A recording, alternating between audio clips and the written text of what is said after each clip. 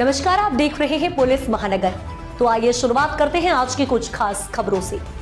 महाराष्ट्र की राजनीति में देर रात हलचल देखने को मिली जब भाजपा के प्रदेश अध्यक्ष रविंद्र चव्हाण और उप मुख्यमंत्री एकनाथ शिंदे आमने सामने बैठकर महायुति गठबंधन में चल रहे मतभेदों पर खुलकर चर्चा करते नजर आए। यह बैठक ऐसे समय में हुई जब आगामी नगर निगम चुनाव को लेकर दोनों दलों के बीच खींचतान बढ़ती जा रही थी।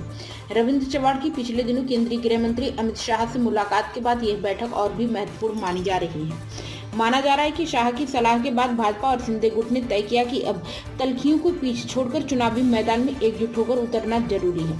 चव्हाण और शिंदे की मुलाकात को डैमेज कंट्रोल की कोशिश के तौर पर देखा जा रहा है ताकि आगामी नागरिक निकाय चुनाव में कोई गलत संदेश न जाए। बैठक का सबसे अहम हिस्सा रहा मुंबई, ठाणे और राज्य के अन्य नगर टीमों में सीटों के बंटवारे का सवाल। नवी मुंबई महापालिका नगर पालिका को लेकर दोनों दलों के बीच पिछले कुछ महीनों से तनाव बढ़ा हुआ था। बैठक में इस मुद्दे पर भी विस्तार से चर्चा की गई और एक साझा रास्ता निकालने की आवश्यकता पर सहमति बनी। डिप्टी सीएम शिंदे और चव्हाण दोनों ही इस बात पर राजी दिखे कि अगर महायुत को नगर निकाय चुनाव में बेहतर प्रदर्शन करना है तो स्थानीय स्तर पर तालमेल मजबूत करना ही होगा।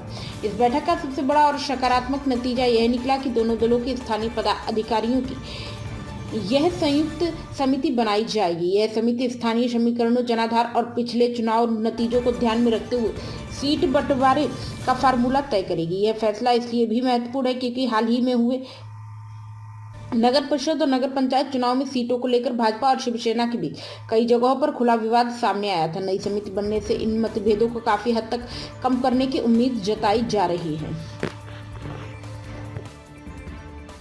अब तक की खबरों में बस इतना ही।